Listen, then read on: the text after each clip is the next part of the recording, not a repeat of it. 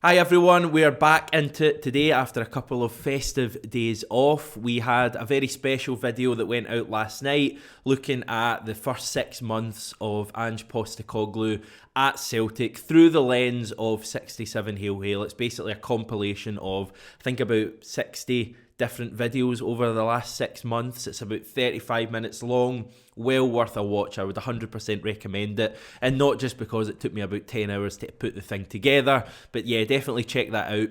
That was very much looking back. Today we are looking forward, and we're looking at the next few weeks and what they have in store for players currently at Celtic.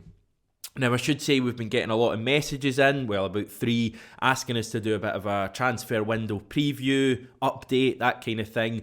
Going to do that on channel tomorrow. So for now, this is just players who are already signed up to Celtic, players you'll all know about, and we're going to look at what the plans are for Celtic during the winter break. And stay tuned for an update on every Celtic player who is currently injured, as we play what I'm calling the Celtic Wheel of Injuries.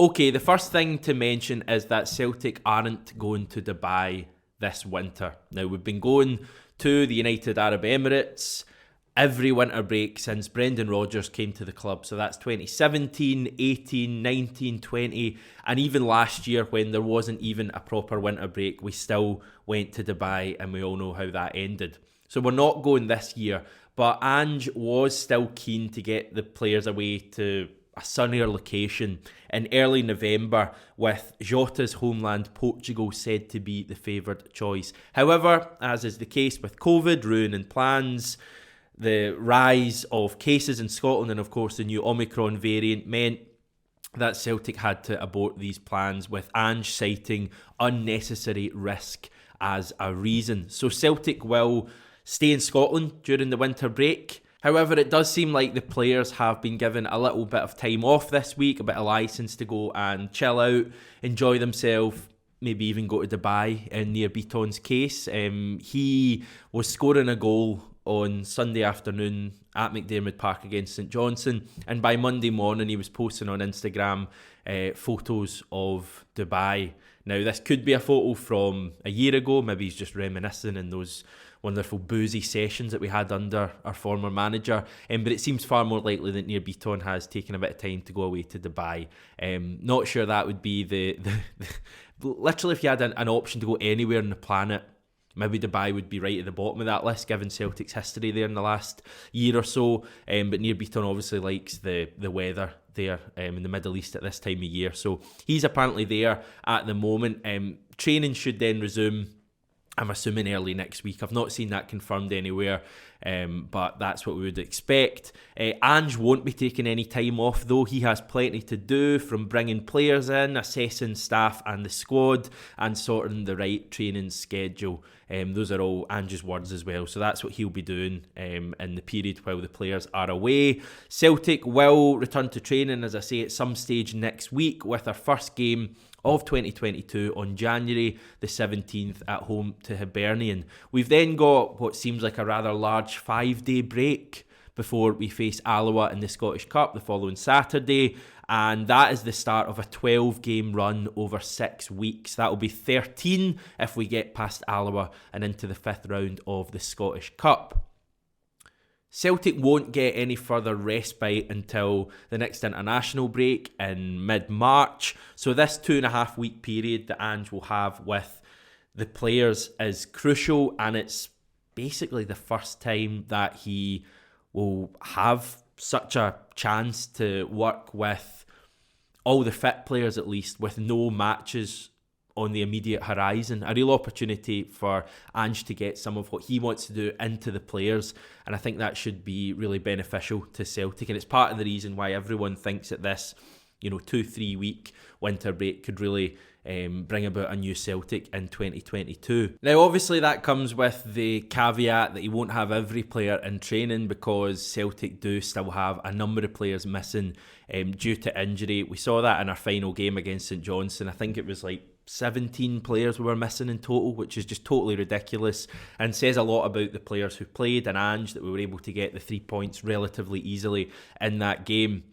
Now, let's find out the latest and get a bit of an update on the players at Celtic are currently missing at the moment. Now, I'm going to focus on players who have what we would call traditional footballing injuries, so nothing COVID related, because you just get into really murky waters when you do that. We're going to focus on players who have traditional football injuries, so hamstrings, about 8 of them, knee injuries, that kind of thing. And we're going to play the Celtic Wheel of Injuries. There it is right there. What a beautiful, beautiful sight. All the way from Georgios Giacomakis at the top, working all the way around back to the top with Christopher Julian. So I'm going to spin this and then we'll see who it lands on and I'll give you a wee injury update. Just a bit of festive fun, If I was wanting to be really with the times, could have got a dartboard out and chucked darts at it, but this is what you're going to be stuck with. So let's get going. So here we go. And we've got Albion Ayeti, I think, is going to nick that one. Now, Ayeti is one of our many hamstring injuries. He hobbled off in the exact same game as Kyogo, the final game in the Europa League at home to Real Betis. And while everyone was so keen to ask about Kyogo after the game, not as many people cared as much about Ayeti, and for that reason we don't actually know nearly as much as Kyogo. However, Ange did say that it was a more severe injury than Kyogo, and I reckon that we're looking at about a February return for Albion Ayeti. Moving on swiftly, who's going to take us next? And we're going for, I think that's going to land on, yes, Christopher Julian, the most long-term of all. He has obviously been out for a long, long time. It's actually a year tomorrow since Christopher Julian limped off in the home game. I think it was against Dundee United, the one when he ran back onto the goal line, prevented a goal, and basically injured himself for a whole year. Ange recently said that he wouldn't be available until 2022. Again, we don't really know exactly when he's going to be back, whether it's going to be a case of weeks into 2022, whether it's going to be a case of months into 2022. But I think the thing that people are forgetting is that it's going to take Julian a bit of time to get back up to speed. He's been out for a year. It's a long-term injury, a real long-term injury. And when he comes back, he's not going to hit the ground running straight away. So I think that's something we've got to be mindful of. But hopefully he's going to be back in the green and white hoops playing for Celtic at some time in the next, 4 or 5 weeks, something like that. Let's move on. And next up is David Turnbull. Now, Turnbull went off injured in the cup final against Hibernian. You may remember the tears of frustration and just general sadness that he'd limped off in such a big game for Celtic. There was actually an update in the last couple of days from the Scotsman. They were reporting that Turnbull is due to miss at least 2 months due to this hamstring injury. So I reckon, the old kind of formula with Celtic injuries, well, long-term ones anyway, is the duration that's expected and then maybe add on about 25%.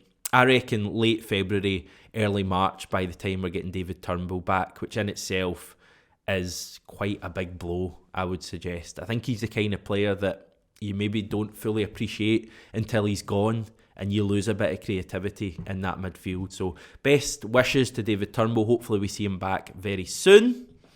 Next up on our wonderful wheel of injuries is the main man himself, Kyogo, just about ahead of Karamoko Dembele there. Now, the news with regards to Kyogo was actually not too bad. People were obviously immediately worried when he limped off in our most recent game against St Johnstone, but Ange was quick to play down those fears after the game.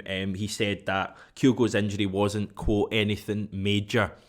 I think basically reading between the lines, Celtic had looked at this final game. It was a kind of standalone game, a crucial game, and thought we might as well risk Kyogo, give it a go. But if you feel anything, give us a shout and we'll take you off. That obviously is what transpired. He came off, but it sounds like Kyogo will certainly be back and available the next time Celtic play against Hibs on the 17th of January. So that's obviously really positive news there.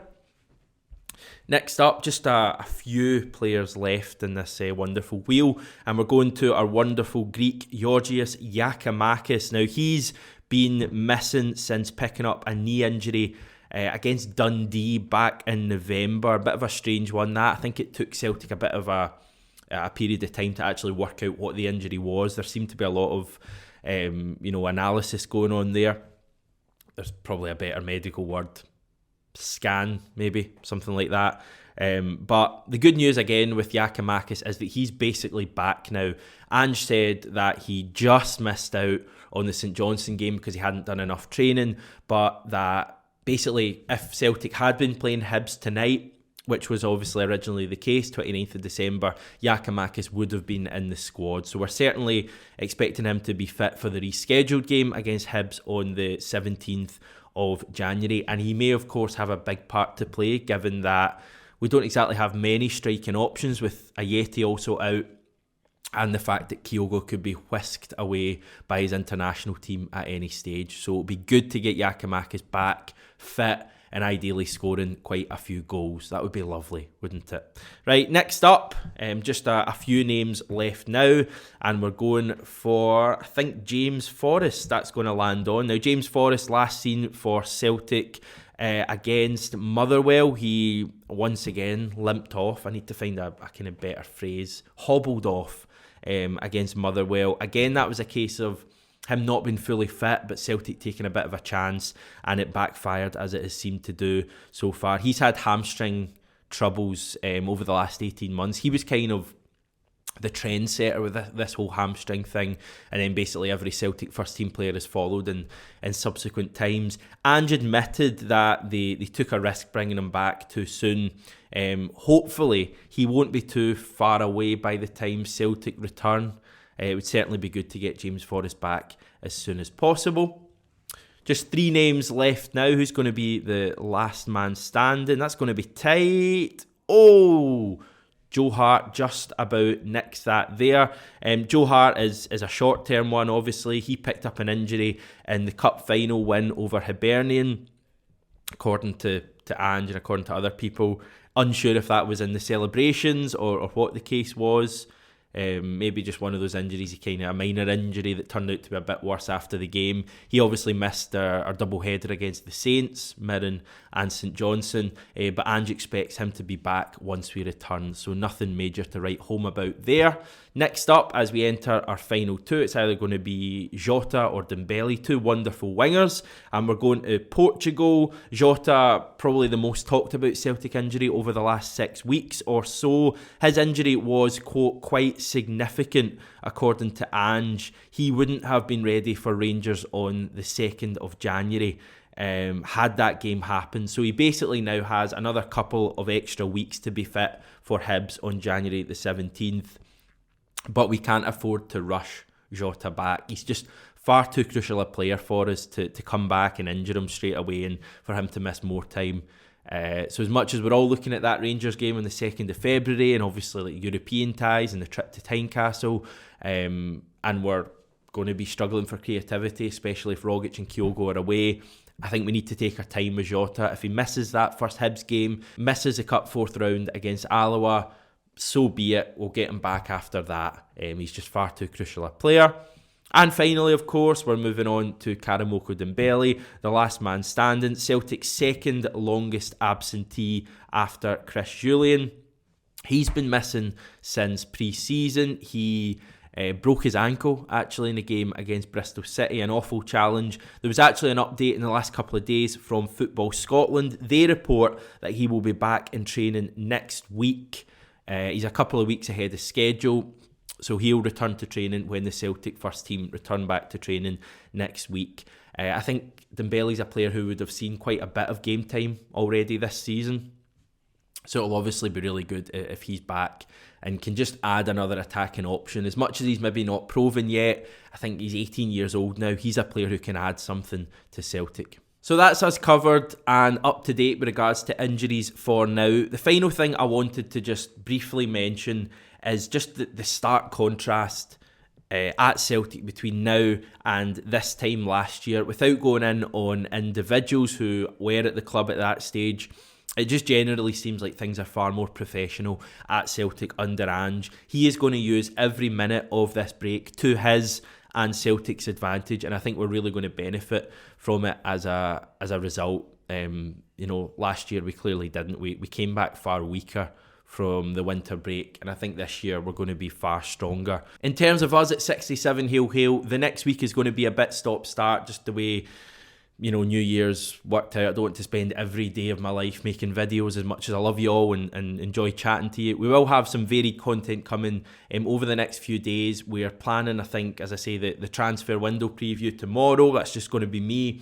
And then in Hogmanay, we're going to have John and Stevie and me chatting, maybe with a couple of beers, just about Celtic's 2021. That's going to be a live video. I think 5 o'clock we're talking to, so stick that in your diary as well. That's a nice way to round off the year by looking at 3 distinctly average-looking men chatting about a wonderful football club, a wonderful man in Ange, and a wonderful group of players.